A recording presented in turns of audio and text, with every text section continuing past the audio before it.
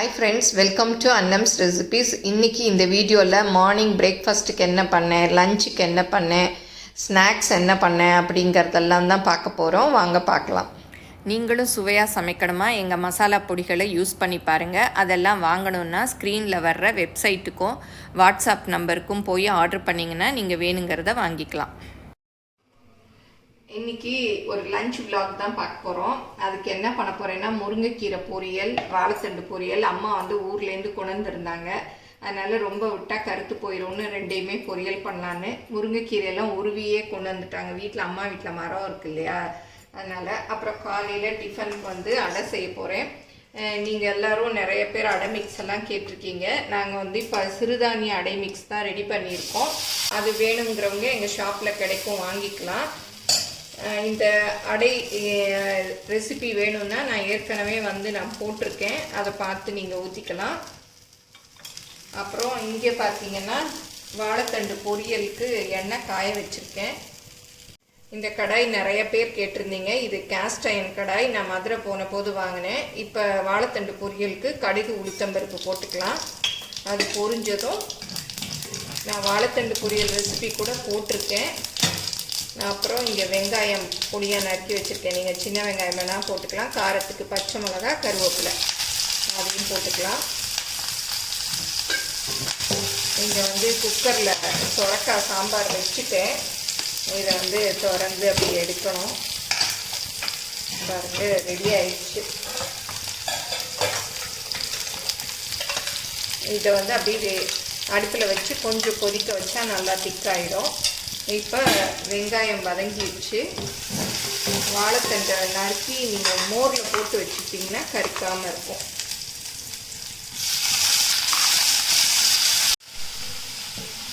இப்போ இதை அப்படியே உப்பு போட்டு அப்படியே வேக விட்டுடலாம். இதில் பாசிப்பருப்பு வேணுனாலும் நீங்கள் ஊற வச்சு சேர்த்துக்கலாம். நான் முருங்கைக்கீரைக்கு பாசிப்பருப்பு போட போகிறேன், அதனால இதில் போடல. இதில் தேங்காய் மாத்திரம் துருவி சேர்க்கணும். இப்போ இதில் உப்பு போடலாம். வாழைத்தண்டில் மாத்திரம் பார்த்து உப்பு போடுங்க, அப்புறம் கூடி போயிடும். அப்புறம் ரொம்ப ஜாஸ்தி ஆயிடுச்சுன்னா அப்புறம் ஒன்றும் பண்ண முடியாது.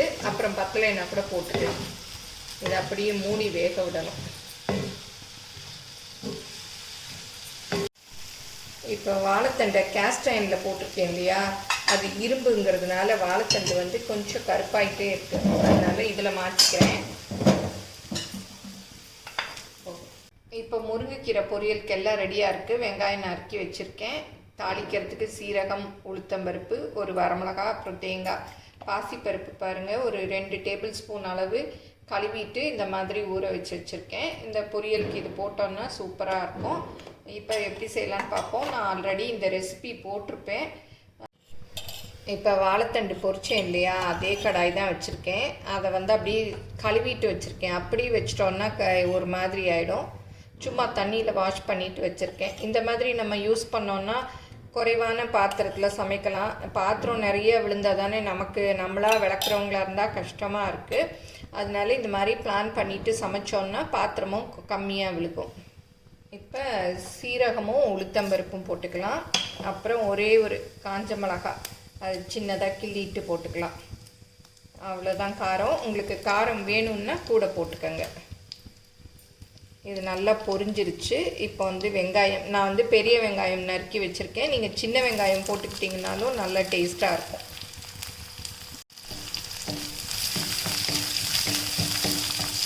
இது கொஞ்சம் வதங்கினா போதும். இப்போ முருங்கைக்கீரையும் போட்டுடலாம்.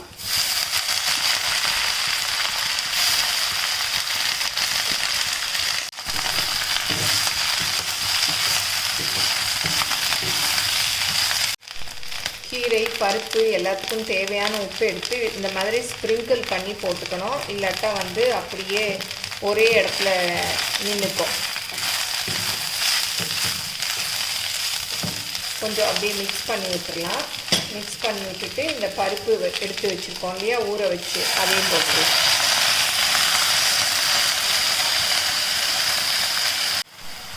இதை நல்லா மிக்ஸ் பண்ணி விட்டுடலாம்.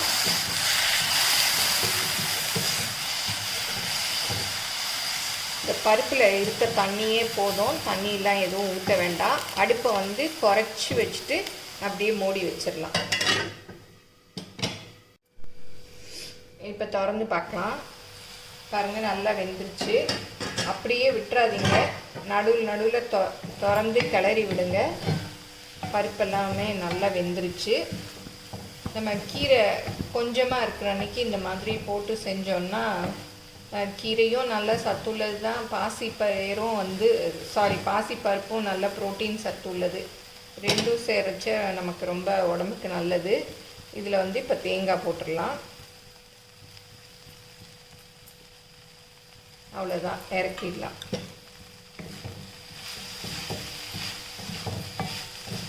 போதும், வந்து இதை அள்ளிடலாம். ரொம்ப நேரம் அப்படி கடாயில் இருந்தாலும் அந்த தண்ணி சத்தெல்லாம் போயிடும், ஒட்டிக்கும். அப்படி உடனே வந்து கிண்ணத்தில் ட்ரான்ஸ்ஃபர் பண்ணிடுங்க.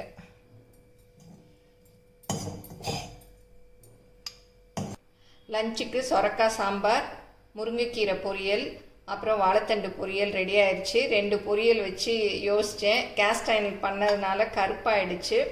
அதனால இனிமேல் வந்து வாழைத்தண்டு கேஸ்ட் அயனில் பண்ணக்கூடாது. நிறைய பேர் கூட கமெண்ட்டில் கேட்டிருக்கீங்க, பண்ணால் கூட கருப்பாயிடுதுன்னு.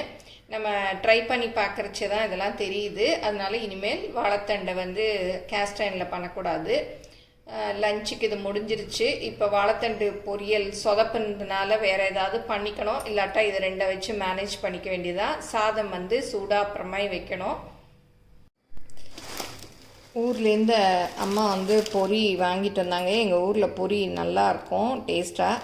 அதை வந்து இப்போ காரப்பொரியாக பண்ண போகிறேன். அதுக்கு தேவையானதெல்லாம் எடுத்து வச்சுருக்கேன். பாருங்கள், பூண்டு தட்டி வச்சுருக்கேன், 10 பல். இந்த காரப்பொரிக்கு வந்து பூண்டு போட்டால் ரொம்ப டேஸ்ட்டாக சூப்பராக இருக்கும். நான் ஏற்கனவே காரப்பொரி எப்படி செய்கிறதுங்கிற வீடியோ கூட போட்டிருக்கேன். அப்புறம் அதுக்கு தாளிக்கிறதுக்கு கருவேப்பிலை கொஞ்சம், இது வந்து மிளகா வத்தல், அது 2 எடுத்து வச்சுருக்கேன். அதை ஒடிச்சு வச்சுக்கணும். அப்புறம் சீரகம், அப்புறம் வந்து கடுகு சீரகம் தாளிக்கிறதுக்கு. அப்புறம் வந்து தனி மிளகாப்பொடி, மிளகு சீரகப்பொடி, அப்புறம் வந்து வேர்க்கடலை, அப்புறம் பொட்டுக்கடலை. இது வந்து தேங்காய் எண்ணெயில் செஞ்சால் தான் நல்லாயிருக்கும்.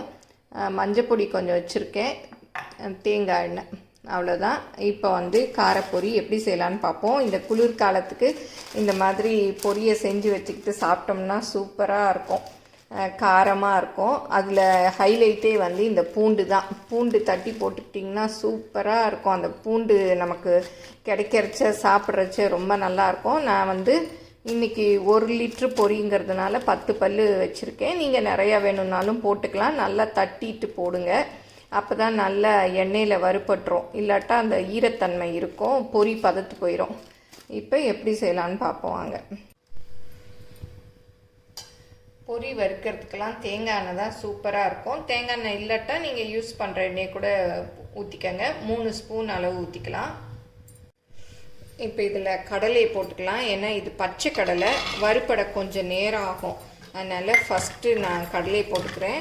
நீங்கள் வறுத்த கடலையாக இருந்தால் கடுகு, அந்த ஜீரகம்லாம் தாளித்த பிறகு கூட போட்டுக்கலாம். இது கொஞ்சம் பொரிஞ்சிடட்டும். இப்போ பொரிஞ்சிருச்சு. இப்போ கடுகு சீரகம் போட்டுக்கலாம். கடுகு நல்லா பொரிஞ்சிருச்சு. காஞ்ச மிளகா வத்தல் கிள்ளி வச்சுருக்கோம் இல்லையா, அதுவும் கருவேப்பிலையும் போட்டுக்கலாம்.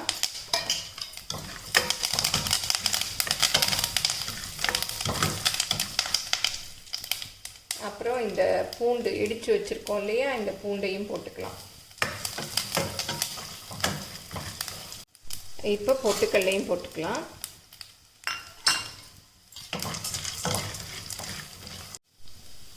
இப்போ மிளகாப்பொடி போட்டுக்கலாம். அப்புறம் மிளகு ஜீரகப்பொடி ஒரு 1/2 ஸ்பூன் அளவு போட்டுக்கலாம். அப்புறம் இந்த பொரிக்கு தேவையான உப்பு அது போட்டுக்கலாம். அப்புறம் மஞ்சப்பொடி ஒரு 1/4 டீஸ்பூன். இப்போ இந்த பொடியெல்லாம் நல்லா மிக்ஸ் பண்ணி விட்டுடலாம். இப்போ பொரி அப்படியே கொட்டிடலாம். இப்போ நல்லா மிக்ஸ் பண்ணி விடலாம். இந்த காரப்பொரியில் மோர் மிளகா கூட போட்டு தாளிச்சோன்னா ரொம்ப சூப்பராக இருக்கும். நம்ம சிவப்பு மிளகா போட்டோம் இல்லையா, அதோட ஒரு 2-3 மோர் மிளகாயும் போட்டிங்கன்னா நல்லா வாசமாக சூப்பராக இருக்கும் பொரி.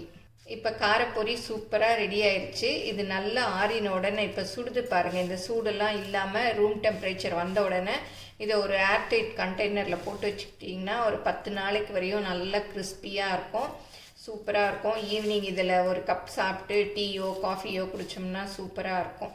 இதோட இன்றைக்கி இந்த விலாக் முடியுது. இந்த விலாக் உங்கள் எல்லாருக்கும் பிடிச்சிருக்கும்னு நினைக்கிறேன். பிடிச்சிருந்தா லைக் பண்ணுங்கள், எங்கள் சேனலை மறக்காமல் சப்ஸ்கிரைப் பண்ணுங்கள், உங்கள் ஃப்ரெண்ட்ஸுக்கும் ஷேர் பண்ணுங்கள். ஃபேஸ்புக் இன்ஸ்டாகிராமில் அன்னம்ஸ் ரெசிபீஸை ஃபாலோ பண்ணுங்கள். தேங்க்யூ.